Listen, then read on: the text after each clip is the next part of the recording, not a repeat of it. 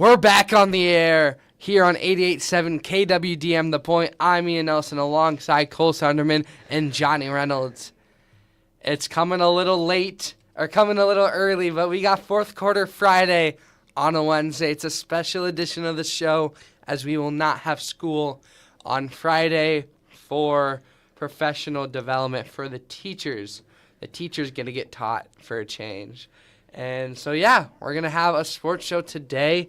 It's going to be a good one. We got some hoops and an Olympic review and kind of preview hosted by yours truly. But first, we'll get into the hoops. Johnny, what do we got? Yeah, so a lot of great basketball just within the past 2 days. We were skepticizing if we're going to have the show. I kind of briefly mentioned it, that we might have it Wednesday or Thursday, and it's kind of a surprise. It's today. We're doing it. But, yes, a lot of great games these past 2 days. First off, I would love to go on Monday night and talk about that Arizona-Kansas game. I mean, that game went down to the wire, a game that was really a flip-a-coin game all throughout. Kansas pulled away late and was able to get a huge win in Allen Fieldhouse, knocking off the Wildcats. The only undefeated team left, I believe, is Miami of Ohio. Yep. And in this game, this was just one of those Allen Fieldhouse games. There was no beating Kansas, especially with how well they played in that second half. They stuck around with Arizona in the first half. It didn't even feel like they were playing their best basketball, but then they just kicked it into gear in that second half. And Arizona, I still think they're the best team in the country, but there was no beating Kansas on this night. It was just a special night in Allen Fieldhouse, and you don't beat Bill Self on a big Monday. Yeah, the record speaks for itself for sure, and just how Kansas kind of have arrived. After that game against Iowa State in Allen Fieldhouse, they look like a sudden team. I believe they weren't even ranked at that point in the year, and they kind of just came out of nowhere. I mean, we always think Kansas is always a great contender. They have a great history, but the way they kind of started out was a little bit slow, but they're really starting to hit a gear, and it's scary. This team is definitely now a championship contender for sure. For sure, and you think back to even last year. Like, last year was a really disappointing year for the Jayhawks, unranked for a lot of weeks, a lot more weeks than they usually are, and then they start out this year really slow again, and it seems like maybe Kansas basketball may be petering out a little bit. And then that Iowa State game was really where the season turned around for the Jayhawks, and they just absolutely demolished Iowa State, and they've been completely on a roll, and they've really been unstoppable. They've been beating teams like Iowa State, teams like BYU, teams like Texas Tech, Arizona. And then there's that game at Iowa State this Saturday. That's going to be another huge one for the Jayhawks to really let them cement how great they really are this year. And just this turnaround from Bill Self, you can never count him out, because there were a lot of people that were counting him out after these last year and a half with the down year and then another slow start. You just can't count him out. He's one of the best coaches to ever do it. And Kansas basketball, they're unstoppable right now. Yeah, it's truly a sight to see for them. It's going to be interesting to see how well they do the rest of Big Ten play. Obviously, besides the Arizona game, one of the biggest games of the year is going to be on Valentine's Day. But a couple other good games to look out for. We had a lot of amazing top 25 games, and one that I really enjoyed watching was the Purdue-Nebraska game. That went down to the wire. Purdue had a lead pretty much the entire game, looking like they're going to come out with an easy win. Nebraska comes all the way back, takes a lead in overtime, but Purdue able to close a big win out. Fletcher Loyer with a huge game, and Purdue gets a big win on the road. Yeah, and Purdue came out. They were the better team. Nebraska really didn't look ready to play in that game. After, you could feel like there was a little bit of fatigue going on after really having to face some really tough competition. And then in that second half, they completely kicked it in. Nebraska really just kicked it into gear. And, credit to Purdue for not giving in that situation. Once that game gets sent to overtime, they aren't able to hit the shot at the end of regulation, and a lot of teams at that point on the road in a really hostile environment that game, they'll roll over, and really Purdue didn't do that, and that just shows, even despite their struggles, just how great of a team they are and how well coached they are as well. Yeah, just a great performance overall by Purdue. They've had a couple close losses. You know, they're 13th ranked. They're a lot higher earlier in the year, but they're still looking like, I would even say still you got to consider them for championship contention. You really don't know what could go on later in the season, but they are a strong-sided team and been well coached. But I want to take a step back and look at some of the Iowa teams. On Monday, we had a great game from the Panthers up in Cedar Falls. They faced Murray State. These Panthers knocked off Murray State a couple weeks ago, and it was a huge win for them. They were able to beat Bradley on Friday, I believe. And then they just absolutely blow the doors on Murray State again, 89-60. I was kind of anticipating that Drake would kind of start making some noise, but it was complete opposite. Northern Iowa is really stepping it up. They're moving up in the standings, and you just beat a really good Murray State team and Bradley team back-to-back. Yeah, and coming off of that 5-game slide that they had, they've really been playing great basketball. And other than that little blip against Southern Illinois where they lost by 15, they've been beating some really great competition, and pretty handily too. You beat Murray State in a really close game by 5, and then you beat a really struggling Evansville team by 16. But then you go out and really handle two of the better teams in the Valley by 12 with Bradley, and then just demolishing Murray State by 29. That one just absolutely came out of nowhere. And then a game against Belmont on the 12th.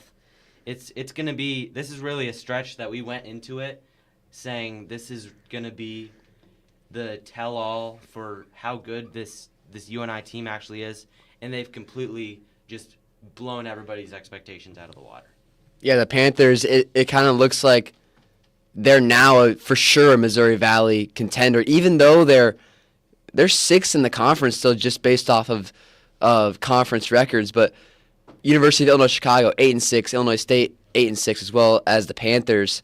They're knocked on the door, looking to be a 4 seed after a possible win against Belmont. Belmont just fell to Bradley, and that was a team UNI beat. So definitely a winnable game tomorrow for the Panthers. And then you have the Drake Bulldogs on Sunday. Even though Drake hasn't been on their A game, definitely always a close game, heated game. It's the rivalry. And looking for Drake, they have not been doing so well at all, really. Losing to Valparaiso at home, and then they have UIC tomorrow, Illinois Chicago. They're, just as good of a team as UNI. So that is going to be interesting to see how they can do. They definitely need a win. They are on a 4-game losing streak, the Bulldogs are. So they're hoping to pick up a win tomorrow at home and then head to Cedar Falls I think it's going to be a good game. It always typically is, no matter the year. Yeah, and UIC is a team that you usually go into that game in years past, and you'll be like, okay, that's an easy win. You can pencil that in as a win. Not this year. UIC's really stepped it up. They're 8-6 in Valley play, 13-12 overall, and Valpo is also a team that's similar to that. They've had their struggles in recent years, and they've had a much improved season, sitting at 500 in Valley play. So those obviously aren't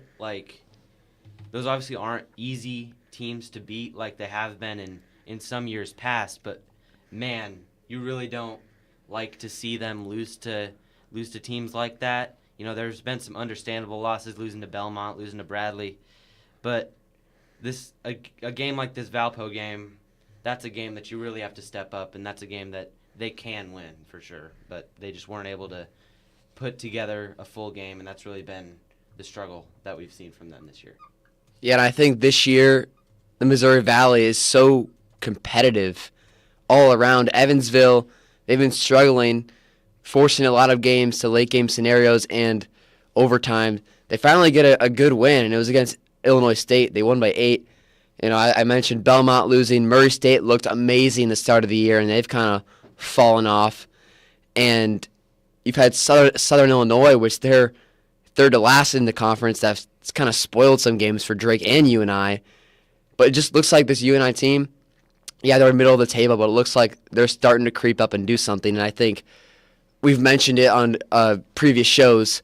The Missouri Valley Conference, it's going to be all over the place in Arch Madness. I don't even think the seeding is going to really make a mark on who's the best team other than Belmont. I think Belmont's obviously a lock right now just on how they played. It looks like Belmont's the team to beat for sure, but we thought that Murray State was going to run away with this conference along with Belmont and Bradley as kind of those top 3.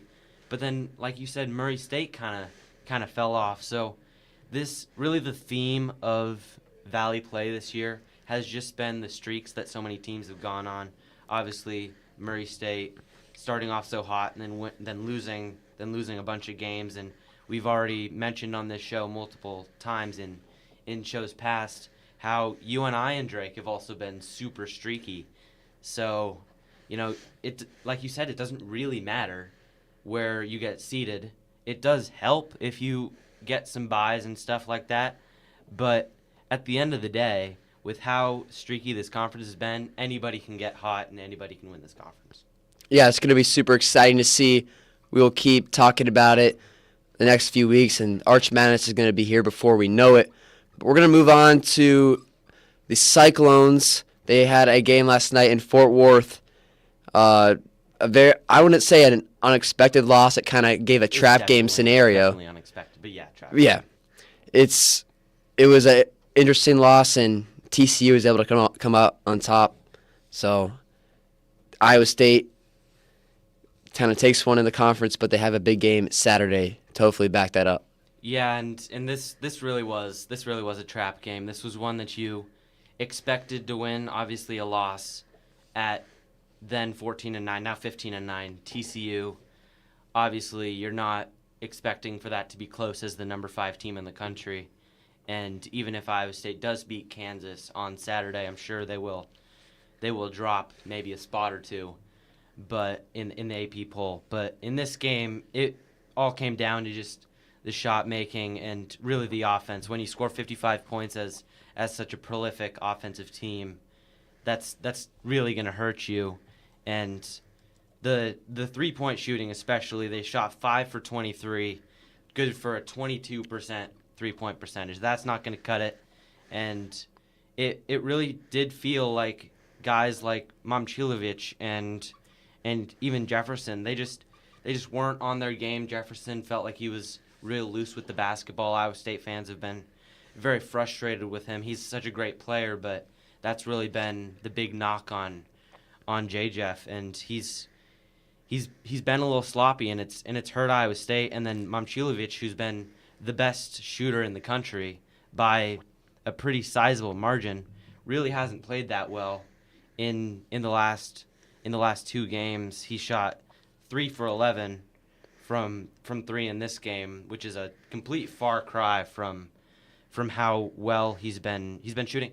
If you remember back to the very start of the TCU game, he started out the game 2 for 3. You thought like this was gonna be another one of those games where he goes off, and even like in that Cincinnati loss, he just got absolutely red hot, and he was just unconscious in making everything. You thought that he was just going to do that in this game, and he just really fell back into the darkness, and they also weren't able to get to the free throw line in this game, only shooting 8 free throws, and then when they did get to the free throw line, they missed their free throws, only going 2 for 8. So this was kind of the worst case scenario. This was probably one of their worst, definitely their worst offensive output of the year for sure. Yeah, it's really important to make those free throws in late game scenarios, and it kind of just seemed like there was a lot of sloppiness going in towards the end of the game. TCU was hot. They had that adrenaline, and were just able to come up on top. And I think that's the huge thing about Power 5 teams when they hit conference play. Away games are never easy. Iowa State 13-0 at home. They're almost perfect. They're definitely going to have a great opportunity to beat Kansas. But when you go on the road, it just feels a little bit uncomfortable. And the Cyclones felt the pressure, probably looking ahead in that schedule a little bit, and it just got to them. And this is definitely a hard game to get up for. Only 5,000 people were in the stands. TCU doesn't have great, fan engagement down there in Fort Worth, and that kind of hurt Iowa State that there really wasn't any engagement. It's because it's just so hard to get up for a game like that against a struggling team. And now 2 straight games where in these late game situations they've given up huge runs. If you remember back to that Baylor game, they got up 14 with 2 minutes left and almost squandered that game away. That game really wasn't in danger, but they gave up an 11-0 run in those last 2 minutes. And in this game, they were up 55-50 with about the same amount of time left, and then they gave up a 12-0 run. So if they aren't able to turn around these close games, that's really going to hurt the year, because they're going to be in a lot of these close games. They're going to have to be able to execute and not turn the ball over and make their free throws. And if they aren't able to turn it around, it could really be a danger zone in such a tough stretch. Yeah, and I think one of the important things is you don't want to look ahead at all in this, but after this TCU game, and you mentioned the Baylor game, these road games have been very tough. That's where Iowa State has gotten all of their losses. It was at home. Not at home. It was at Kansas, at the Fog, where they lost. It was at Cincinnati, where they got their second straight loss. And now at TCU, it makes you question a little bit as you go farther down the lineup or the schedule.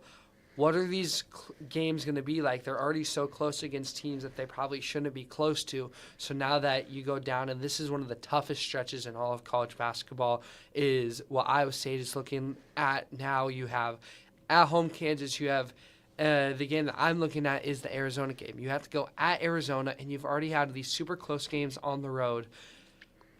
And you really need to win at Arizona to cement yourself up in the 1 seed rank, the 1 seed question going into March Madness. But even just to keep yourself alive in those top 3 spots of the bracket ranking, because Iowa State is pretty much already locked up their spot, but you don't want to fall to a 3-4 seed. And I think that Arizona game will be one to look at, because even if they can keep it close, that's one thing, but you don't want to get 20-pieced at Arizona on the road that late into the season.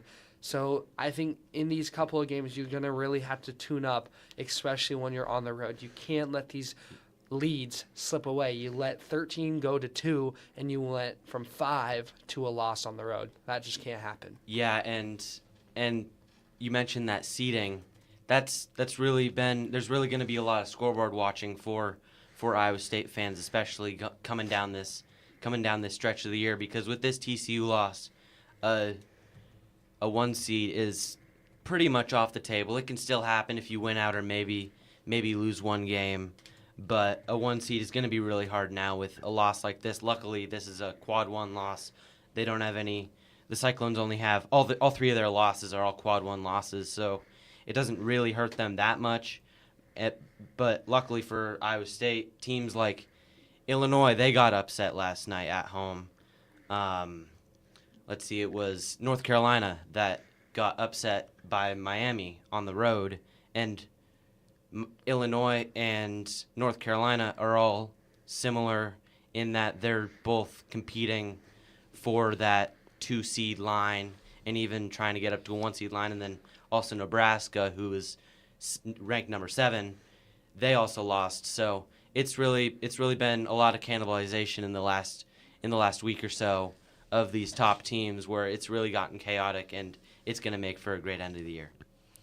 Yeah, Iowa State definitely always a team to look out for, especially in that Big Ten conference tournament play. It's going to be really close, but I really think that no matter that result, no matter if Iowa State can go beat Arizona or Kansas in that scenario, it matters about how well they can play in the tournament. You can't be just focused on the conference tournament. We've seen many teams over the years that has been so focused on conference tournament play, it kind of affected them in the tournament. And one of them is the Iowa Hawkeyes. Yep. 2021, they won the conference tournament and then lost their their first game to Richmond, which was a huge upset. But yeah, speaking of the Iowa Hawkeyes, they do play tonight against Maryland. Kind of almost a trap game like Iowa State had, Yeah, for sure. all the way out in College Park, Maryland. A game that's not going to be too rowdy or loud. Maryland has had some history of some good basketball. The Hawkeyes favored by 10.5. They're coming off a really good 6-game win streak. Not playing the best of teams, but they're getting the job done. They beat Northwestern by 6. Bennett Sturts has been on fire. You got to get through this one. Focus on this one. Do what you can. Bennett Sturts and Tavion Banks been playing very well, and then they got to get ready for Purdue on Valentine's Day. Yeah, and the talent gap and just how good the teams are, that gap is very similar to the Iowa State TCU game. And just the scenario is very similar. You know, you're going into a sleepy arena. There's not going to be very many fans in the stands. It's going to be hard to get up for right before two really tough games with Purdue and who else is it? It's the Huskers. And, They'll yeah, host. Yep. So those are going to be that's just going to be another game where you just got to get out of there with a win. It doesn't matter if it's close, if it's a blowout. It doesn't matter. Just get out there with a win. And for the Hawkeyes, then it really gets down into a really interesting stretch. Yeah, they got probably handed one of the more harder late February stretches. Yeah. But the Hawkeyes, they got to handle it well. They're obviously not a lock by any means yet, so they have some, business to prove, some games to win, and then hopefully they can, be in that top 6, top 5 for conference. Not necessarily top 5, but then that top 8 to top 6 area for conference play. Maybe get a win there, get another one, and they should be looking at that 7 to 8 seed, I believe. But we will quickly transition to some high school basketball, mainly focused on Valley, and then Ian will get us with some Olympic updates. We haven't really done that yet, but the Olympics is thriving right now, so we got to mention that. But the Valley Tigers will host the Waukee Warriors this Friday. We will be on air for the game. It's going to be a very good game for the girls. This is a team that they've beat. For the guys, it's going to be an interesting one. The Waukee Warriors just beat the Northwest Wolves. So Valley coming off a win on Saturday, against Cedar Rapids, Washington, finally getting some confidence. It'll be interesting to see how they play this Friday. Yeah, and it really has felt like they've really started to turn a corner.